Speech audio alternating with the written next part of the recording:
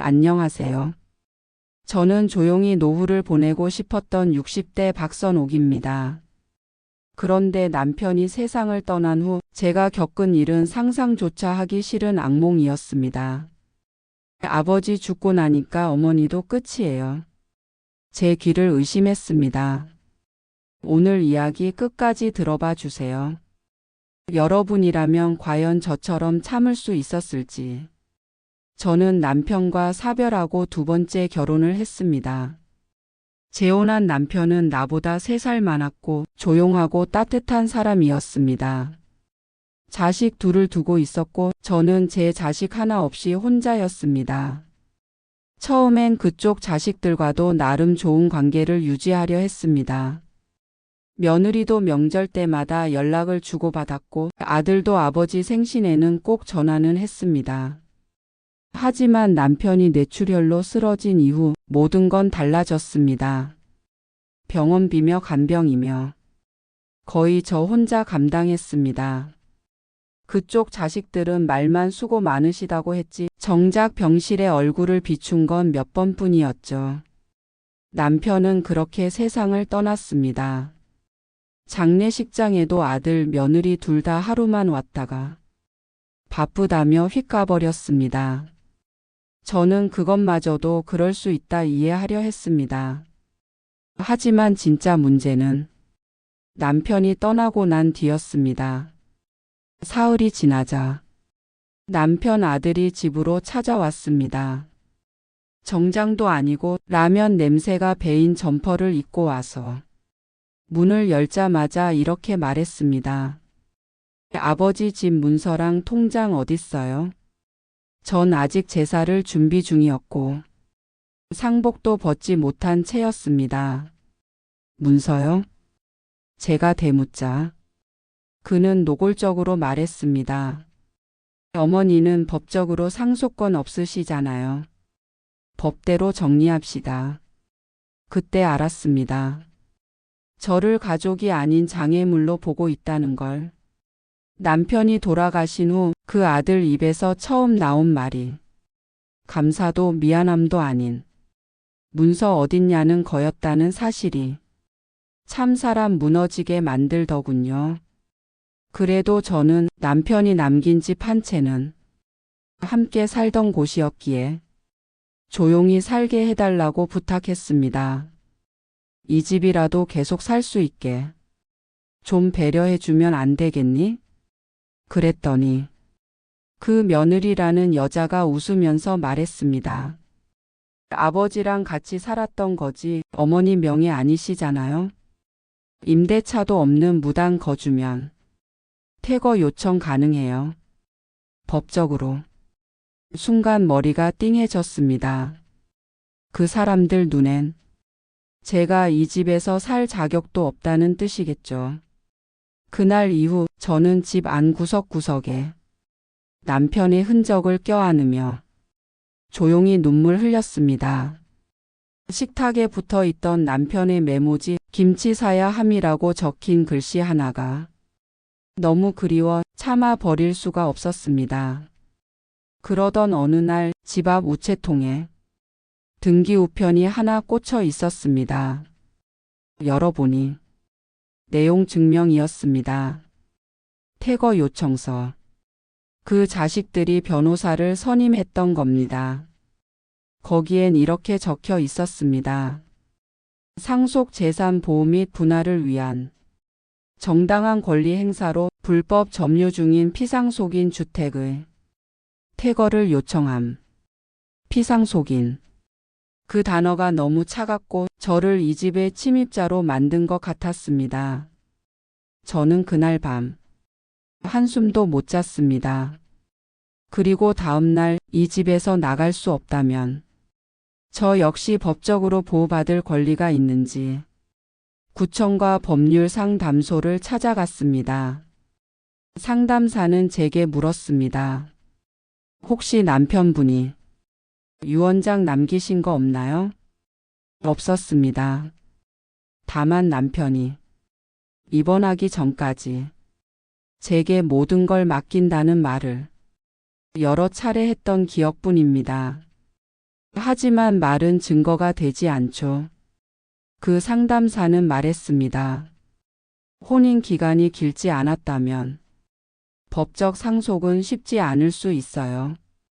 특히 주택 명의가 남편 단독이었다면 상대 쪽에서 적극적으로 주장하면 소송까지 갈 수도 있습니다. 저는 그날 처음 집에서 쫓겨날 수도 있다는 현실을 마주했습니다. 그리고 무서웠습니다. 내가 살던 집에서 내가 남편과 함께 밥을 먹고 사진을 걸어두고 손자들이 다녀간 방에서 나 하나 아무 권리 없이 쫓겨나는 날이 올 수도 있다는 게. 하지만 더 큰 충격은 그 다음 날 찾아왔습니다. 며느리가 아예 부동산 중개인을 데리고 집을 방문한 겁니다. 어머니, 집 내부 구조 좀 보여주세요. 매각 전에 상태 확인하려고요. 그녀는 당당했고 저는 아무 말도 할 수 없었습니다. 부동산 중개인은 그런 저를 힐끗 보더니 이렇게 말하더군요. 세입자는 따로 없으시죠? 비워두시면 바로 거래 가능하겠습니다. 며느리가 부동산 중개인과 함께 집에 들어와 집 상태 좀 보겠다고 말하던 그날 저는 그렇게까지 할 줄은 몰랐습니다. 거실 한쪽에 앉아 있던 저는 눈앞에서 며느리가 화장실 문을 열고 베란다 문짝을 열고 벽지를 훑어보는 모습을 그저 가만히 지켜봐야 했습니다. 중개인은 묻더군요. 술이 필요한 데는 따로 없고요. 하자 있는 곳은 미리 말씀해 주셔야 해요. 그 말에 며느리는 그건 잘 모르겠고요. 어차피 이 집은 오래돼서 인테리어 새로 해야 할 거예요. 하고 코웃음을 쳤습니다. 그 순간 제가 지난 10년 동안 남편과 이 집을 어떻게 갖고 왔는지 벽에 붙인 가족 사진 하나하나가 값을 매기는 대상이 되어버린 듯해 몸이 떨렸습니다. 저는 그날 밤 손에 든 내용 증명 퇴거 요청서를 다시 꺼내 들었습니다. 읽고 또 읽어봤지만 마음이 복잡했습니다. 법은 정말 저 같은 사람을 보호해 줄 수 있는 걸까? 배우자지만 법적 명의자가 아니라는 이유로 모든 걸 잃게 되는 건가? 다음 날 저는 무료 법률 상담을 받으러 구청 상담실을 찾았습니다. 거기 계신 변호사 한 분이 조용히 제 말을 듣고 나서 차근히 이렇게 말하셨습니다. 어르신, 이건 좀 복잡한 문제입니다. 하지만 몇 가지 확인할 게 있습니다.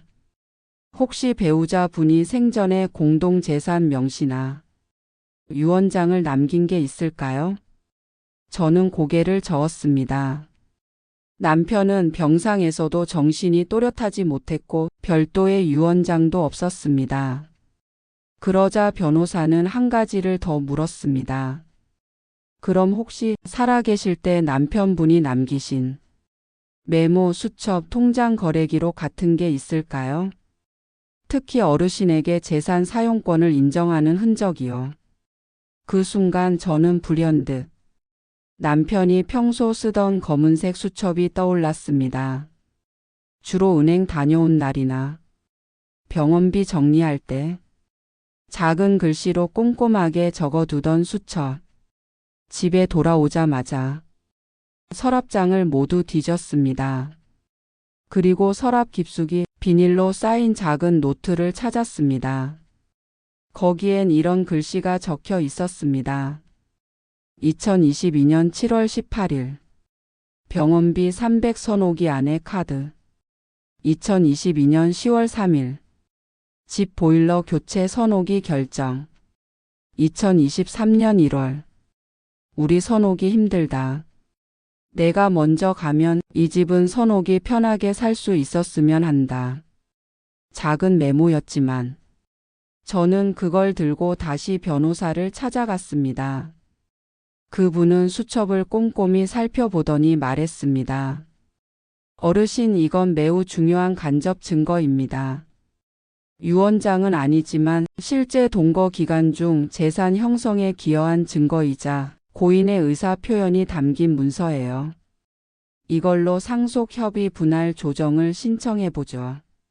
저는 그제야 조금 아주 조금 살 희망이 보였습니다.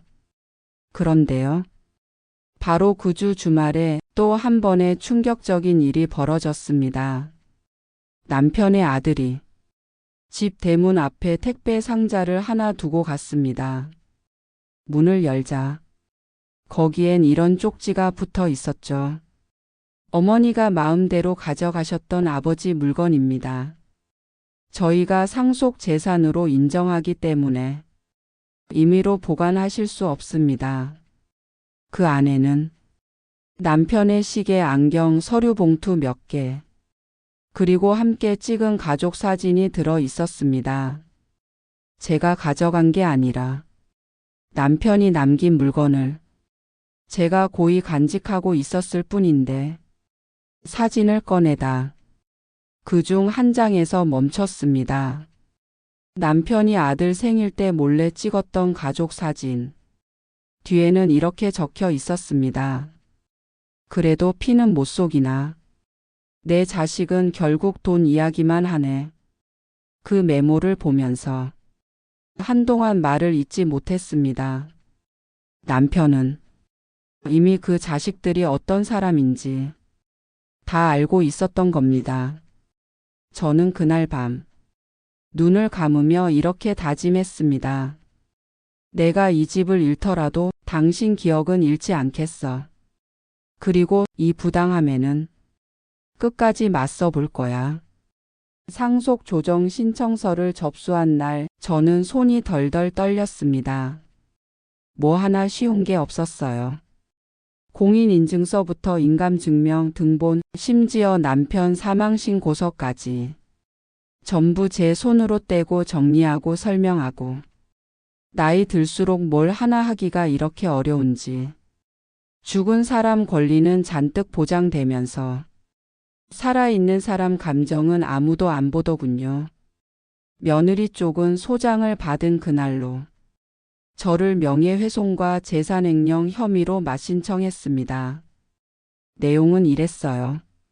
사망한 시부의 유품을 임해 보관하고 상속인들에게 불필요한 감정 소모를 유발하며 고인의 명예를 훼손하였다. 감정 소모라니요? 고인을 돌보고 장례를 치른 사람은 접니다. 그 사람들 상 한번 차려본 적 있었을까요? 저는 지지 않겠다고 다짐했습니다. 하지만 그 뒤로 벌어진 일은 상상 이상이었습니다. 며느리 쪽 친정 오빠라는 사람이 법원에 함께 나타났습니다. 중소기업 대표라더군요. 법조인 친구가 많다고도 했습니다. 그 사람은 복도에서 제 얼굴을 대놓고 쳐다보며 이렇게 말했습니다. 어르신 서로 좋게 마무리하셔야죠. 지금처럼 욕심내시면 사람 구설수 많이 올라요. 이 나이에 법정까지 가시겠어요? 그 말에 가슴이 쿵 내려앉았습니다. 그 사람 눈엔 제가 욕심을 부리는 노인으로 보였겠죠. 아니, 그렇게 보이게 만들고 싶었겠죠. 정말 억울했어요. 그 집에 살면서 남편의 병수발을 했고 빚도 보험도 장례도 다 제가 감당했는데 남겨진 걸 요구하는 건 왜 항상 욕심으로 포장되는 걸까요? 그날 밤 저는 다시 남편의 물건을 정리했습니다. 혹시 또 무언가 남긴 게 있을까 싶어서요. 그리고 믿기 어려운 걸 발견했습니다. 낡은 노트 속에 끼워진 은행 봉투 한 장. 거기엔 남편 이름으로 된 다른 금융기관의 통장 사본과 도장이 들어 있었습니다. 그건 제가 한 번도 본 적 없는 계좌였고 심지어 그 통장엔 최근까지 자동이체 내역이 찍혀 있었습니다. 무려 월 50만 원씩 어딘가로 2년 넘게 보내고 있었던 겁니다. 전 그 통장을 들고 은행에 문의했습니다. 정확한 내역은 고인의 사망 이후 상속인 확인 절차 없이 열람이 불가능했지만 상담사는 조용히 말했습니다. 이 계좌는 신탁 계좌였던 걸로 보입니다. 지정 수령인이 별도로 있을 가능성이 높아요. 저는 망설이다.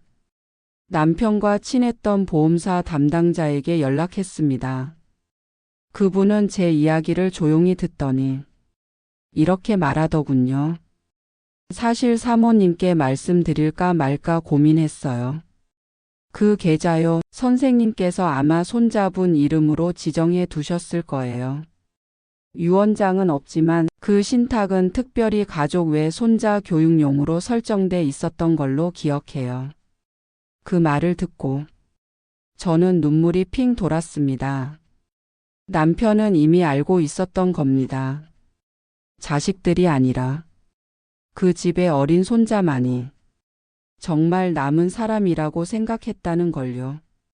그리고 그 돈이 제가 모르게 손자 계좌로 흘러갔다면 그건 남편이 저에게 어떤 마음을 남기고 떠난 것인지 말하지 않아도 느낄 수 있었습니다. 저는 조용히 그 봉투를 다시 접어 남편의 사진 옆에 놓았습니다. 그리고 마음먹었습니다. 그들에게 이 집을 뺏길 수는 없어도 내 남편의 뜻까지는 뺏기지 않겠다. 며칠 뒤 법원에 제출할 자료를 정리하던 중 변호사님께서 말하셨습니다. 이번에 제출할 이 자료들, 특히 손자 신탁 관련 내역이 재산 기여도를 따질 때 매우 유리하게 작용할 겁니다. 그리고 이 계좌는 해당 자녀들에게 공유 상속이 안 됩니다. 지정 신탁자만 수령 가능해요. 그 말을 듣고 처음으로 조금 숨이 쉬어졌습니다.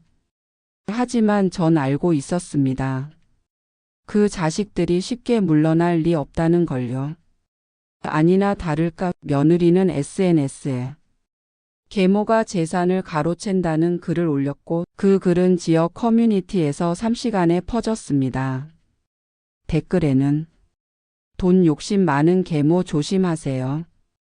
고인 팔아서 재산 챙기는 사람들 극혐. 이라는 말들이 달렸습니다. 하지만 그 속에서 한 줄의 댓글이 눈에 띄었습니다.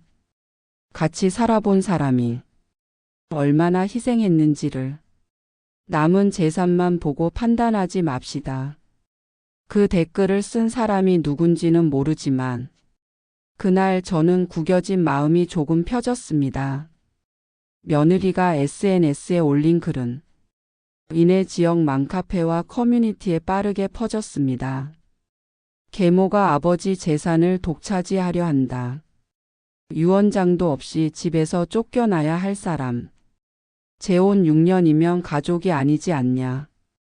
제 얼굴 이름은 나오지 않았지만 주소와 남편의 직업, 나이, 사망 날짜까지 적혀 있었기에 아는 사람은 누구나 저라는 걸 알 수 있는 수준이었습니다. 며칠 지나지 않아 동네 슈퍼 아주머니가 저를 대하는 태도도 미묘하게 바뀌었습니다. 이웃집 아주머니는 계단에서 마주치자 어색하게 눈을 피하더군요. 그리고 언제나 함께 커피를 마시던 아랫집 할머니가 먼저 이렇게 물었습니다. 그 이야기 사실 아니지? 당신이 남편 재산 다 챙겼다던데. 전 대답하지 않았습니다. 말로 설명하기엔 이미 마음이 너무 닫혀 있었거든요. 그날 밤 남편 영정 앞에 앉아 속으로 말했습니다. 당신이 나한테 해줬던 말들, 그 수첩에 남긴 글들, 그게 세상 사람들한테는 다 거짓말로 보여. 당신 자식들은 당신 마음을 돈으로만 기억하잖아. 그렇게 무너져 있던 어느 날 문득 이런 생각이 들었습니다. 혹시 당신을 기억하는 사람 중에 그날의 진심을 증언해 줄 누군가가 남아 있다면 그 한 사람만이라도 찾고 싶다고요. 다음 날 저는 남편이 생전에 다니던 복지관과 자주 찾았던 병원, 그리고 통장에 적혀 있던 자동이체 수신처를 하나씩 추적하기 시작했습니다. 먼저 찾은 건 남편이 생전에 후원하던 작은 지역 도서관이었습니다.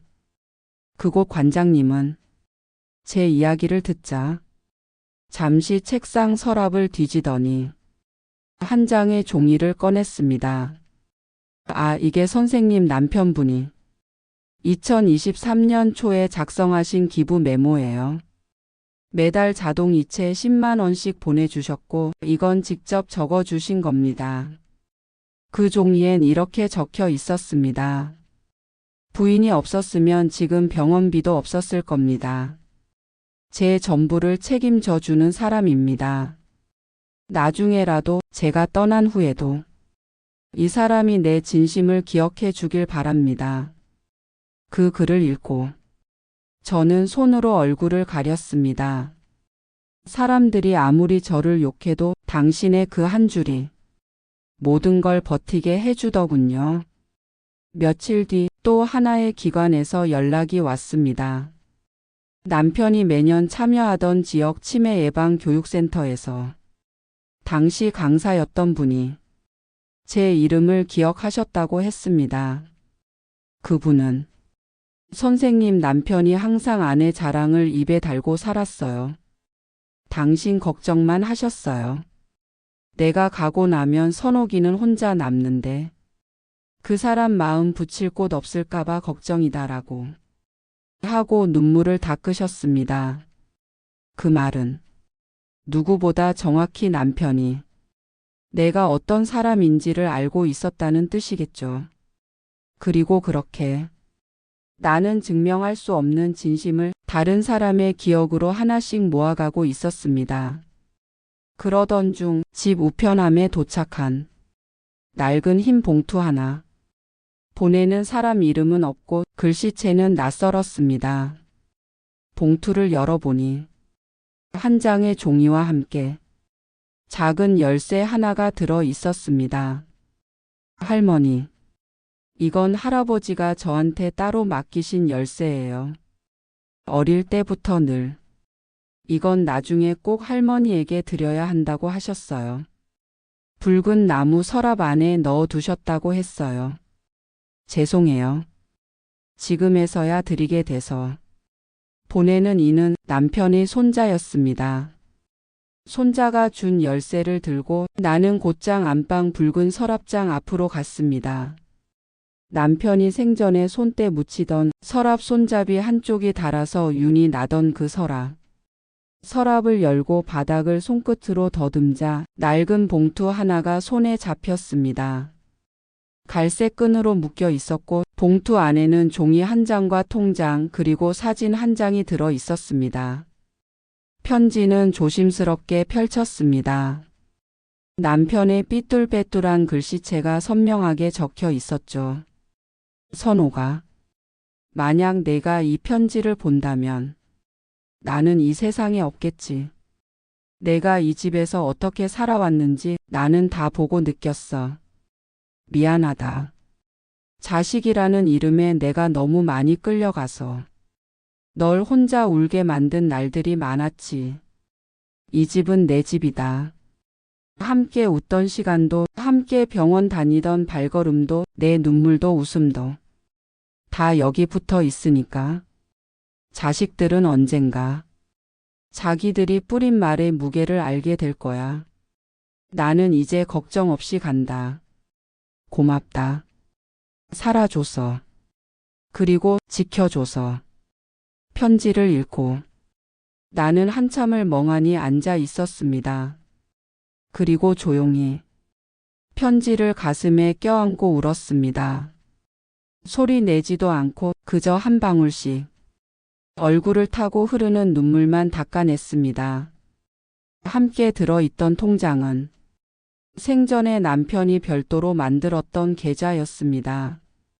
거기엔 8천만 원이 들어 있었고 수신인은 사망 직후로 지정된 나였습니다.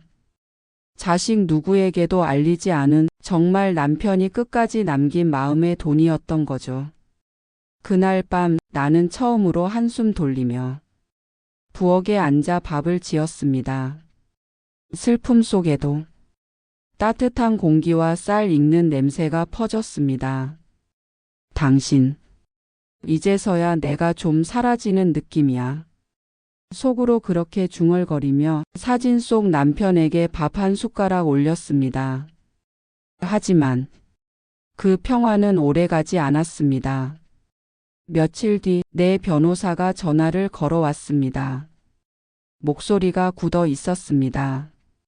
어르신, 상대 측에서 허위 진술 및 명예훼손으로 민사소송을 제기했습니다.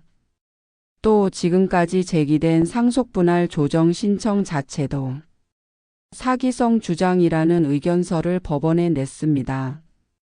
저는 손에 들고 있던 밥그릇을 떨어뜨릴 뻔했습니다. 소송?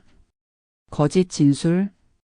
무슨 소리를 하는 건지, 이 사람들은 왜 이렇게까지 하는 건지. 변호사는 덧붙였습니다. 며느리 측이 최근에 유명 유튜브 인터뷰까지 요청해서 계모에게 부모 재산을 빼앗긴 사연을 촬영 중이라고요. 그 말을 들은 순간 숨이 막혔습니다. 이제는 현실도 진실도 중요하지 않고 누가 더 피해자처럼 보이는지, 누가 더 먼저 세상에 떠드는지가 모든 걸 결정짓는 시대가 된 것 같았습니다. 그날 밤 내가 잠든 틈에 집 대문 앞에 무언가 소리 나길래 문을 열어보니 누군가 신문지로 감싼 물건을 두고 갔더군요. 신문지에는 커다란 글씨로 이렇게 적혀 있었습니다.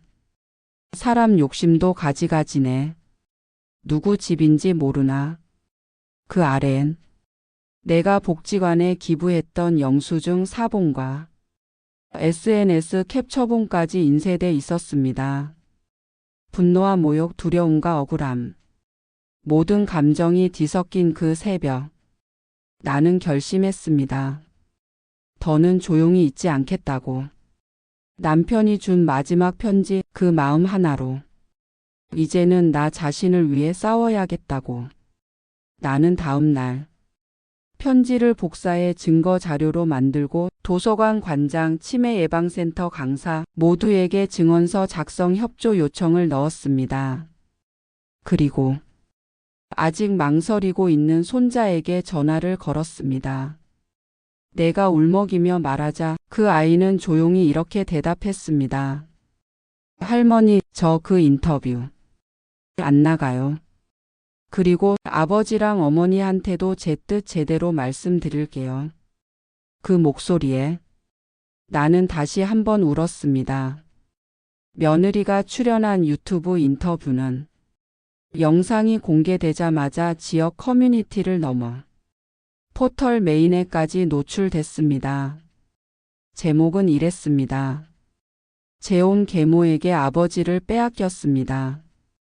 썸네일엔 눈물 짓는 며느리와 흑백 처리된 시아버지 영정 사진이 붙어 있었죠. 내용은 말 그대로 자극적이었습니다. 제가 어떻게 남편을 조종했고 어떻게 병상에서 재산 이야기를 꺼냈는지 마치 영화처럼 꾸며졌더군요. 그 영상엔 좋아요 수천 개, 댓글 수백 개가 달렸습니다. 이런 계모는 정말 없어져야 한다. 아버지 돌아가셨다고 웃고 다닌 사람 아닌가 하는 말들에 제 손은 부들부들 떨렸습니다.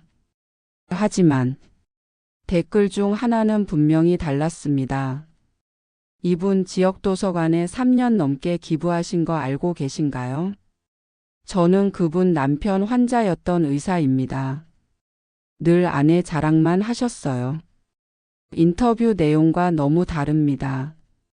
그리고 그날 저녁 내 휴대폰으로 손자에게서 전화가 왔습니다. 할머니, 저희 부모님 인터뷰 영상 봤어요. 근데 너무 달라요. 저희 집 아니에요. 제가 할머니랑 꼭 만나서 드릴 게 있어요. 이튿날 손자는 집 앞 공원으로 저를 불렀습니다. 아직 앳된 얼굴에 긴장된 표정으로 조심스럽게 흰 봉투 하나를 건넸습니다. 할머니, 이건 할아버지가 제가 대학교 입학하면 주라고 맡긴 거예요. 근데 거기 편지가 또 있었어요. 그거 할머니 드려야 할 것 같아요. 그 봉투엔 또 다른 유언장이 있었습니다. 정식 공증을 받은 유언장이었고 그 안에는 명확한 문장이 적혀 있었습니다. 내 유산 중 부동산과 예금의 70%는 아내 선옥에게 남긴다. 이유는 그녀가 내 인생의 마지막을 함께했고 자식들보다 나를 더 돌보았기 때문이다. 남은 30%는 손자에게 남긴다. 그 문장을 읽고 내 눈에선 말없이 눈물이 흘렀습니다. 그동안 아무리 말해도 믿어주지 않던 세상이 그제서야 내 편이 된 기분이었습니다. 그 유언장은 곧바로 변호사에게 전달되었습니다. 변호사는 무표정한 얼굴로 말했죠. 이 문서로 인해 기존 상속분 조정 신청은 폐지됩니다. 자녀 측 주장도 대부분 무효화됩니다. 유언장은 효력 우선입니다. 그 말을 들었을 때 내 몸 안에 남아있던 서러운 분노 미련이 서서히 사라지는 것 같았습니다. 며칠 후 며느리 쪽에서 조용히 합의서를 보내왔습니다. 영상은 삭제했고 명예훼손 고소도 취하하겠다고요. 사과 한마디는 없었지만 전 더 이상 바랄 것도 없었습니다. 그날 이후 나는 집에 남편의 사진을 정중앙에 다시 걸었습니다. 그리고 사진 아래 그가 마지막으로 남긴 문장을 액자에 넣어두었죠. 지켜줘서 고맙다. 나는 너 하나만으로도 충분했다. 손자는 지금도 가끔 나를 보러 옵니다. 가끔은 묻습니다. 할머니, 그때 진짜 힘들었죠? 난 웃으며 말합니다. 힘들었지. 근데 그거 이겨낸 건 내 할아버지가 마지막까지 나 믿어줘서야. 이야기를 이렇게 마무리할 수 있어서 나는 감사해요. 돈보다 중요한 건 마음을 남기는 일이라는 걸 이 나이가 돼서야 정말 알게 됐습니다.